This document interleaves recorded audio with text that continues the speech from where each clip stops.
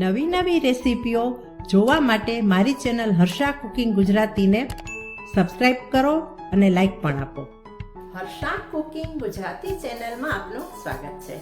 આજે આપણે બનાવીશું કાચા કેળાની રેસીપી. કાચા કેળાની રેસીપીમાં આજે આપણે બનાવીશું પેટીસ. તો ચાલો બનાવીએ કાચા કેળાની ટેસ્ટી અને મજેદાર પેટીસ.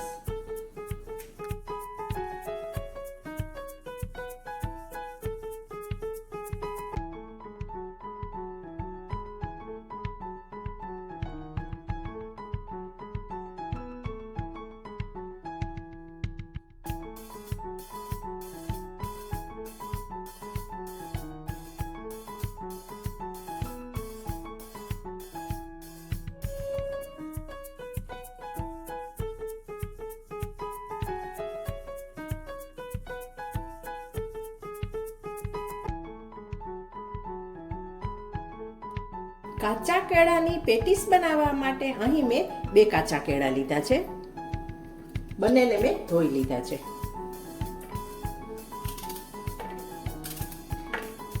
આગળ પાછળનો ભાગ આપણે કાઢી રાખીએ.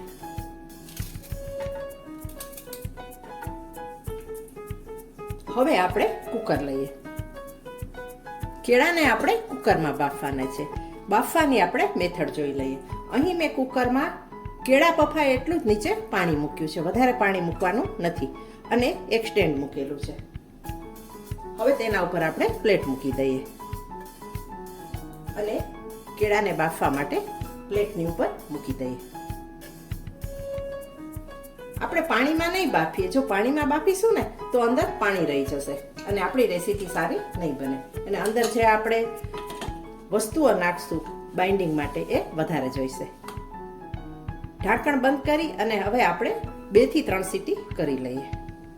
કાચા કેળા બફાઈ રહ્યા છે ત્યાં સુધી આપણે પેટીસમાં ભરવા માટેનો મસાલો તૈયાર કરીએ. અહીં મેં 2 ટેબલસ્પૂન શેકેલી સિંગ અને 1 ટેબલસ્પૂન તલ લીધા છે, જેને મેં અધકચરા વાટી લીધા છે. કિસમિસ અને કાજુના ટુકડા એડ કરી દઈએ. કિસમિસના પણ મેં ટુકડા કરી લીધા છે. 2 ટેબલસ્પૂન કોપરાનું ખમણ, કોપરાનો ભૂકો, 1 ટીસ્પૂન વાટેલી વરિયાળી, અધકચરી વાટેલી છે, સુગંધ સરસ આવે. એકદમ આખી નથી નાખવાની આપણે. અને મરચાની પેસ્ટ, 1 તીખા મરચાની મેં પેસ્ટ કરી લીધી છે.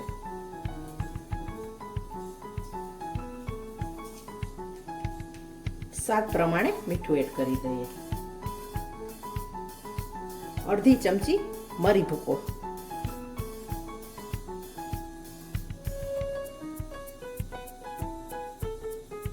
1 ટીસ્પૂન દળેલી ખાંડ,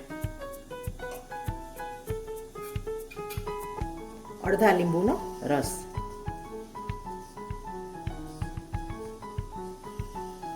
અને સમારેલી કોથમરી.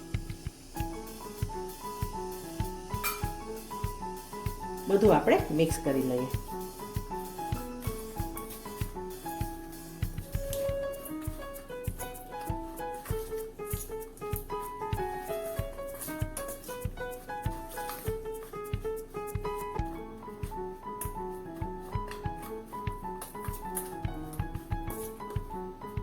હવે આપણે બીજા મસાલા એડ કરીએ.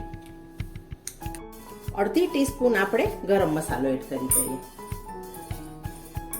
અને અડધી ટીસ્પૂન લાલ મરચાની ભૂકી, 1 ચમચી આપણે ગ્રીન ચટણી એડ કરી દઈએ, જેથી સરસ બાઇન્ડિંગ આવી જાય. અને હવે આપણે હાથેથી બધું મિક્સ કરી લઈએ.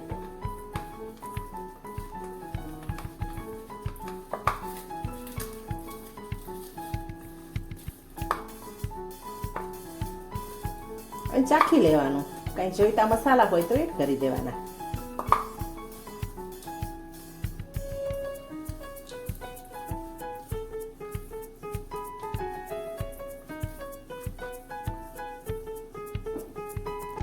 પેટીસમાં ભરવા માટેનો મસાલો તૈયાર છે.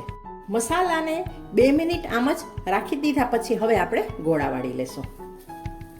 ફરીથી મિક્સ કરી લઈએ અને પેટીસમાં ભરવા આપણે ગોળા વાળી લઈએ. જેવડી તમારે પેટીસ બનાવવી હોય એ સાઈઝનો ગોળો તમે બનાવી શકો. આ ટાઈપના આપણે ગોળા બનાવી લઈએ.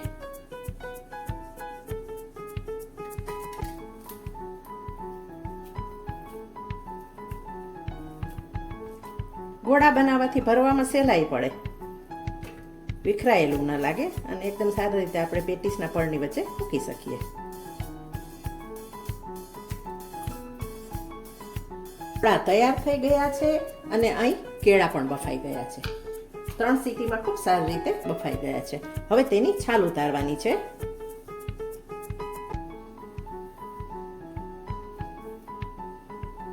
ગરમ છે જેથી ધ્યાન રાખવું, અથવા થોડી વાર ઠંડા પણ થવા દઈ શકાય. હવે આને આપણે મેશ કરી લઈએ અથવા ખમણી લઈએ, બેમાંથી કોઈ પણ રીતે તમે કરી શકો છો. બાફેલા કાચા કેળાની છાલ ઉતારી અને મેશ કરી લીધા છે. હવે આપણે પળ માટેનું જરૂર જેટલું મીઠું એડ કરી દઈએ અને અડધી ચમચી આરારૂટ પાવડર નાખી દઈએ. આરારૂટ પાવડરને બદલે ક્લોનફર પણ નાખી શકાય, પણ કોઈને ફરાળમાં ખાવી હોય તો આરારૂટ નાખી શકાય.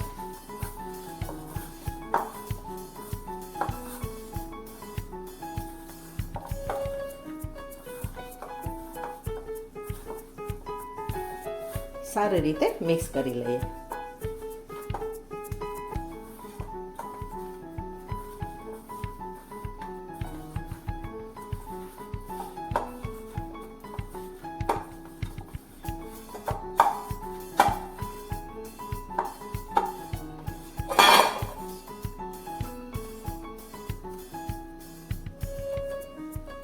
બધું સારી રીતે મિક્સ થઈ ગયું છે અને પળ માટેનો લોટ તૈયાર થઈ ગયો છે.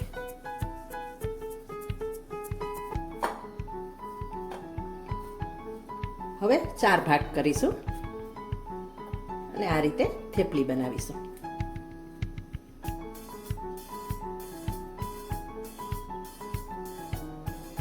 થેપલીમાં વચ્ચે આપણે ખાડો કરીશું.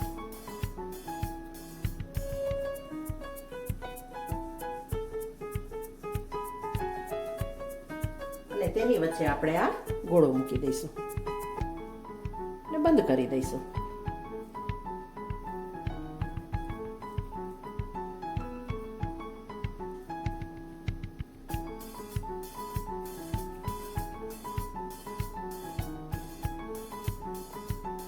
બંધ કર્યા પછી આ રીતે આપણે સરસ ગોળ કરી લેશું. બધી જ પેટીસ આ રીતે આપણે તૈયાર કરી લઈએ. 2 કાચા કેળામાંથી 4 પેટીસ તૈયાર થઈ છે. જો તમારે વધારે બનાવી હોય તો વધારે કેળા બાફી શકો. હવે આરારોટના લોટમાં આપણે આ રીતે રગદોળી લઈએ અને વધારાનો લોટ આપણે કાઢી લઈએ જેથી તેલ ખરાબ ન થાય.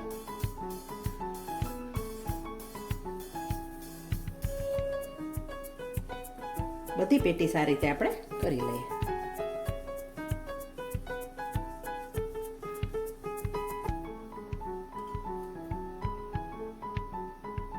કુલ 8 ગોળા કર્યા હતા, તેમાંથી 4 ગોળા બચી ગયા છે. આનો ઉપયોગ તમે ભરેલા શાકમાં પણ કરી શકો, જેને હું રાખી દઈશ અને તેનો ભરેલા શાકમાં કે બીજી રીતે હું ઉપયોગ કરીશ. હવે આપણે એક ગળ્યું અને મસાલેદાર દહીં તૈયાર કરીએ. દહીંને આપણે ફેંટી લઈએ. હવે આપણે તેમાં સ્વાદ મુજબ મીઠું ઉમેરી દઈએ. 1 ચમચી દળેલી ખાંડ ઉમેરી દઈએ.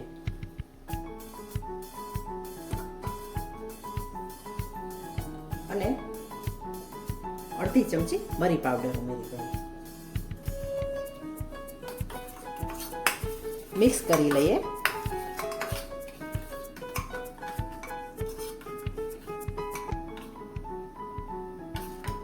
પેટીસ સાથે ખાવાનું મસાલેદાર ગળ્યું દહીં તૈયાર છે. પેટીસ તળવા માટે કડાઈમાં તેલ ગરમ કરવા મૂક્યું છે. તેલ ગરમ થઈ ગયું છે. હવે આપણે પેટીસ એડ કરી દઈએ.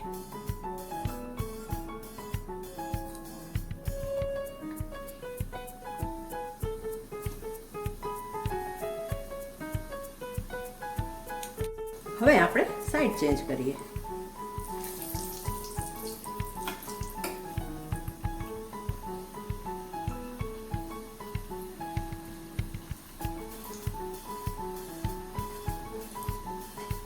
બંને સાઈડ ફેરવ્યા પછી બંને સાઈડ સારી રીતે તળાઈ ગઈ છે.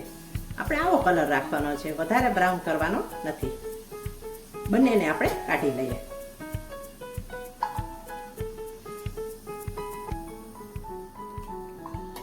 બીજી પણ આપણે તળી લઈએ.